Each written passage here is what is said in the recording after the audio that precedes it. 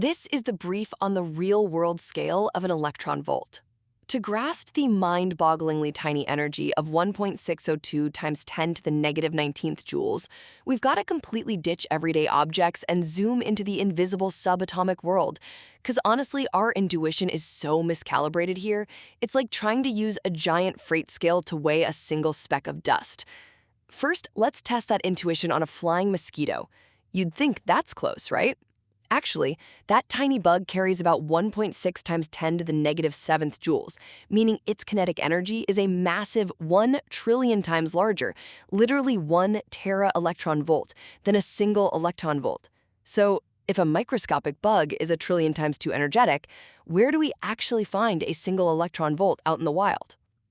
Second, we find our perfect match in a single photon of near-infrared light. A particle of invisible light from your TV remote's LED carries almost exactly 1.602 times 10 to the negative 19th joules, exactly 1 eV, while visible green light is way too big. You're literally shooting exact 1 eV energy bullets across the living room every time you hit the power button.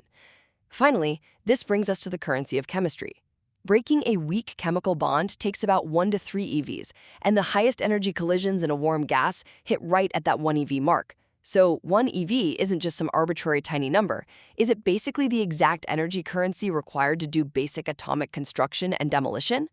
Ultimately, an electron volt isn't the energy of a flying insect, but rather the fundamental, perfectly sized currency of a single particle of light